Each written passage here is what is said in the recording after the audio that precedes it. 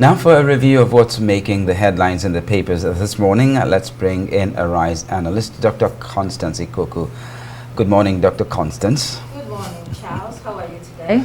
Well, it's a lot better today now that I have Nkechi back with me. Yes, I know. Nkechi, welcome back. Thank you, Dr. Ikoku. I mean, it's so busy having to, report a bit and then come in early in the morning. Definitely. But good to see you. Morning. Thank you. Good to see you too. Okay, to look at the papers with us today, we have Emmanuel Aziken. He is a columnist with Vanguard newspaper. Hello there and welcome to the program. We'll begin with this day. In this day, after slamming 14% tariff, U.S. kicks against Nigeria's import ban on 25 product categories. The U.S. says the products ban on agri, pharmaceuticals, beverages, and consumer goods has affected U.S. trade balance with Nigeria. U.S. Trade Office also condemned Nigeria's restrictions on beef, pork, poultry, fruit juices, medicaments, spirits, etc. Well, I was reading this and looking at the products in question and thinking there's no way Nigeria can compete with the US in 100% free trade policy. It's just impossible. We're already like a dumping ground for finished goods from around the world. So, Emmanuel, what's the fuss here? Well, every country wants to protect its local economy. And what President Donald Trump has done is trying to protect the United States economy. You recall that until recently, almost every other country in the world saw the United States as a dumping ground because of the size of the local American economy. They were able to absorb anything coming from China, coming from the EU. But now you have a president who is determined to put America first. Whether we like it or not, he's projecting the interest of the United States. It may be a temporary pain for American citizens. But where I see this as concerning Nigeria is the United States Trade Representative. His report on Nigeria. I think they have what they call national trade estimates, which reflects or analyzes the trade relationship between the various countries and the United States. And in the case of Nigeria, just as you mentioned, that report elaborates on trade restrictions on a number of items. But even beyond that is the processes and procedures you have in Nigeria. Because it mentions, like the report mentions, like the customs. That customs, there's a lot of delay in the customs, that people import things and are not able to clear it for a long period of time. In fact, I do know of an NGO, or there was a report in the media rather, of an NGO in Jos that imported some medical equipment, and for 5 years they have been at the ports in Lagos. And besides that, he mentions the issue of the Bureau of Public Procurement, lack of transparency in Nigerians' procurement system. And an example is the unfolding issue in the enlistment of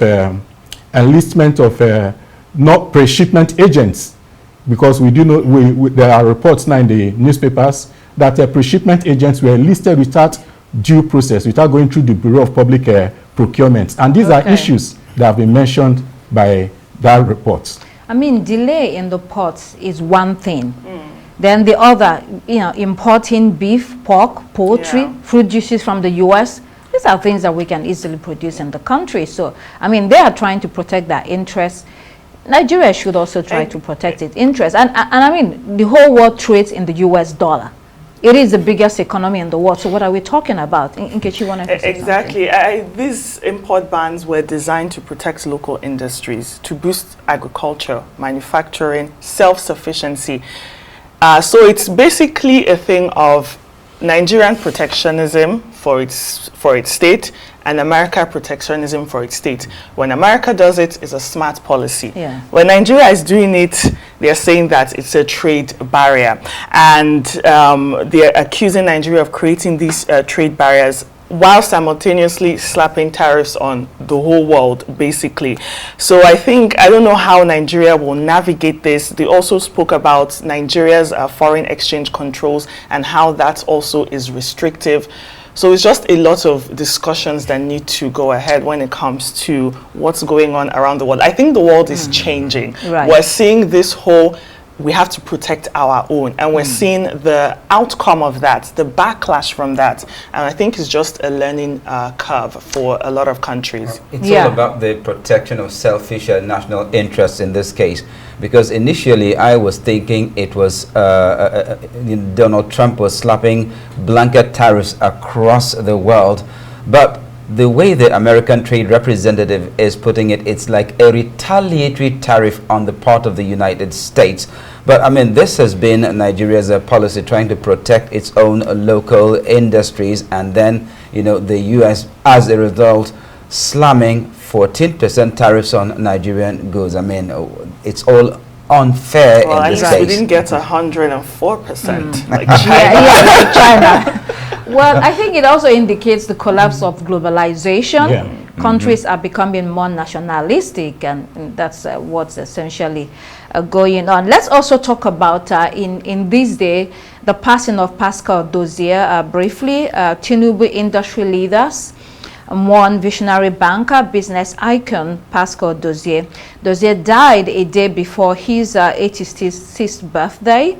He established Diamond Bank at 51 and went on to achieve other major milestones in his life. A life well spent, Emmanuel. Yes, a life well spent, not just in the finance industry. He was also chairman, the pioneer chairman of MTN. So two major sectors of the economy that have transformed Nigeria in recent years. He was at the front. So he's a man, incidentally, today was to have been his birthday day. He was also very active in the Nigerian Economic Summit group, because that was a group that hitherto had been fronter in projecting the local businesses. Yeah, he was one of those smart ones who invested in MTN. Yeah, when I think a lot of people didn't know that that industry will play a very big role in Nigeria. Okay, let's see Daily Trust. Borno losing ground to terrorists, Zulum. 3 local government areas under Boko Haram control, according to Shehu of Borno. Governor Babagana Zulum noted attacks on military formations and fears a return to turmoil. He said while peace has returned in the past 3 years, sporadic attacks persist and the state is losing ground. I don't know, Charles, just when you think we're out of the woods, fresh news of doom surfaces. If the governor is raising this alarm, then it's serious. The fight over terrorism is not over. It's a very confusing situation because, you know, ahead of the 2015 elections, the Jonathan administration did go a long way towards clearing Boko Haram terrorists in the northeast, and that's where elections took place there. And then I remember a few years back, Babagana Zulum, the governor of Borno State, actually apparently ventured into very risky areas. It was as if he was really confident that Boko Haram terrorists had been properly contained. And so there was a time he actually had a clash with the Nigerian military for being, in quotes, too cowardly to venture where he was going. They said it was risky. He said, no, I have to go to those places. Now the governor is singing a different tune altogether. So from demonstrating confidence in the Nigerian military ability to contain terrorism, he is now saying that, you know, the country, his territory is on the back foot. So what is really going on? Is it that our military does not have the necessary weaponry to fight the terrorists, or there is no more, what do you call it again? There's no more motivation to fight on? It's a very confusing situation here for me. Okay. I think quickly, one of the issues here is that disconnect. You have the governor basically saying, look, we just have to tell ourselves the truth. If not, we are basically lying to ourselves. Then you have the NSA on the other side saying, just basically sort of watering it down, saying, you know, we're getting better. So there's a disconnect, or there's a difference in the level of intel. Because April 6th, we had an attack. April 7th, March 25th, attack. Even back in December last year, there was an attack. So I think, I don't know about the optimism that the NSA has, but the situation on ground is hard to square up to that optimism that the NSA is saying. So I think there's, I don't know what the disconnect is. The governor should know better because, I mean, he is the one wearing the shoe and knows exactly where it pinches. Well, if I may add, the governor in that story asked the federal government to prioritize security in the Northeast. He seemed to give the inference that the federal government had removed priority from the Northeast. But I may ask, so where has the federal government taken this priority now? Because every section of the country is under attack. So we are overstretched. So it's not as if the federal government has removed priority from the Northeast, because everywhere is under attack. Delta is under attack. Yeah. What a shame. That means that the terrorists are not giving up, you know. So and they are more sophisticated now. More challenges, you know. Let's quickly take the next story. In Daily Sun, court bars Rivers Sole administrator from appointing local government bosses. And also, let's pair that with the Punch newspaper. 11 PDP governors urge Supreme Court to halt Rivers emergency rule. Governors file suit as President Nas get 14 days to respond. I mean, the Rivers Sole administrator, Vice Admiral Boteke Bass, retired, has been making appointments, and he's been dragged before the court to stop him from appointing this local government chairman. So the thinking is that if he's there for only 6 months, why should he be making major appointments? And then as for the PDP governors and the emergency rule suit, why did it take them this long? And will that change anything, Emmanuel, quickly? Well, democracy is government of the people, for the people, and by the people. But in this respect, the people of Rivers State have been disconnected from democracy. The appointment of a sole administrator or the suspension of an elected person by another elected person does not have any room in a constitutional democracy. I believe Asuaji Tinubu made a major blunder in this respect. The Fubara should be restored, no matter what you may think of him. The Ibas, who has been brought in from across River State, is not an indigene, or does not have a constitutional platform to win an election in the state. The people of River State should be given the opportunity to decide what is for them. And I don't know, he's even planning a budget. What gives him the right to appropriate money? He's already spending. The money has been released to him. What gives him the right? Because the Constitution only allows the governor to lay fiscal estimate for before the House of Assembly. I think it's a drawback to our democracy. Oh, okay, time is fast spent. Let's look at a New Telegraph. Tinubu's sectional appointments infringement on constitution, according to Ndume. He said it's wrong to appoint 70% Yoruba. Presidency crowds backdoor, says Borno senators outburst reeks of hypocrisy. You may not like him, but Senator Ali Ndume is saying out loud what is obvious to everyone, and what everyone, you know, a lot of people are saying in their homes. The appointments are blatantly lopsided. It's even shocking to some people from the Southwest region. At the same time, I think this should not come as a surprise due to the fact that the man, Chief Bola Tinubu, has never pretended to be a nationalist in Kechi.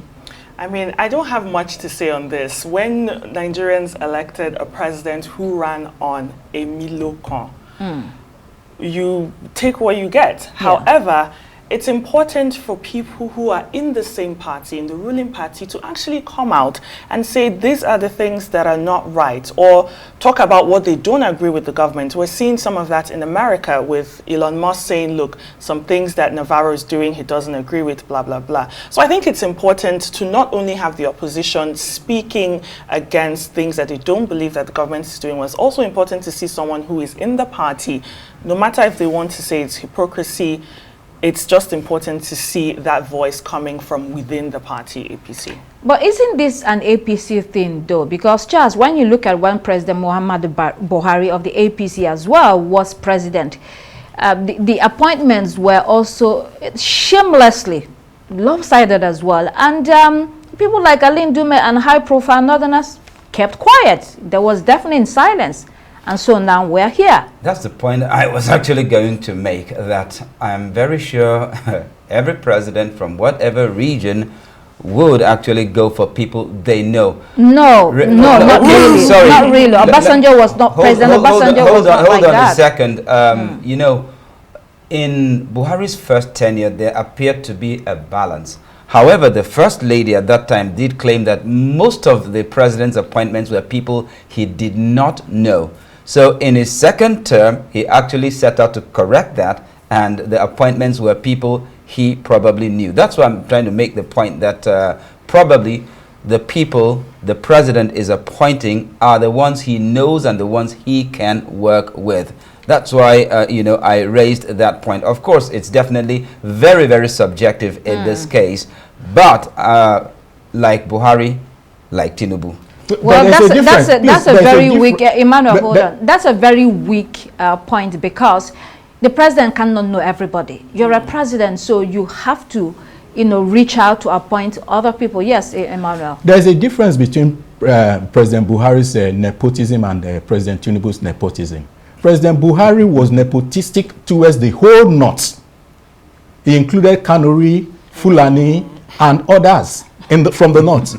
But President Tinubu's nepotism is sectionalized towards the Yoruba, and particularly Lagos. We can argue that it's actually nepotistic towards the southwest. If you're talking about regionalism, then of course Tinubu is focusing on the southwest. Okay, guys. On the Yoruba. No, I think quickly, it's even sad that we have to differentiate the type of nepotism being used. If it looks like nepotism, quite like nepotism, it's nepotism. All right, we've almost run out of time. The Guardian newspaper, 16,000 doctors exit in 7 years. It's a fiscal loss to Nigeria, says the federal government. The Minister of Health, Professor Mohammed Pate, said the nurses and midwives have also left, and this is affecting us. The doctor-to-population ratio is now 3.9 per 10,000 actually in the country, and the cost of training a doctor exceeds $21,000. And after training them, they have to leave the country. We're in trouble, as we can see. International papers quickly. The Citizen, go, we dare you. That's how the Citizen captures the shaky government of national unity, with the African National Congress threatening its partner DA that it will close the door. And then on to Daily Graphic, opioids abuse destroying nation's youth. Renowned psychiatrist is warning and asking the Ghanaian government to look at the borders where smuggling is happening. And then to the Times newspaper, London drops down wealth list as super rich move out. The city is no longer in the top 5 wealthiest cities in the world after losing a higher proportion of millionaires other than Moscow. So it seems we will see more of this in the future, because the reasons it says here is Brexit, tax increases, and a fall in the value of the pound. Emmanuel, if you want to very briefly comment on this. Well, it's when the Labour Party came to power, with just as the APC here, with promises that they cannot fulfill, and this is what you begin to get, because the city of London, ordinarily the financial capital of the world, should be attracting more and more persons into that city, but the negative is what you see here, because of poor projections by the ruling Labour Party. No, it's not really a Labour thing. It's also Brexit. It's been happening for some years. You know, so in fact, I think Brexit is the major problem, because, you know, I think Brexit has been a major issue for the United Kingdom since they did that referendum.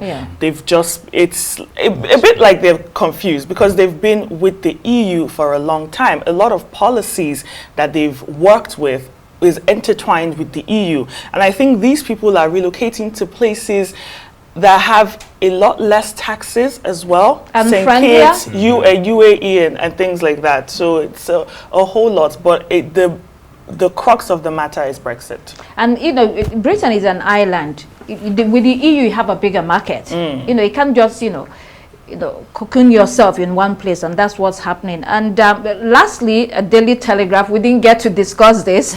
He's dumb as a sack of bricks, Elon Musk and Peter Navarro going at each other. He went as far as calling him a moron. I mean, yeah, well, we don't have time to talk about that, but thank you, Emmanuel Azikian, columnist with Vanguard newspaper. It's been wonderful having you this morning. Thank you. I agree with that, Dr. Ikuku. It's also wonderful having you with us every day, Monday to Friday, here on Daybreak.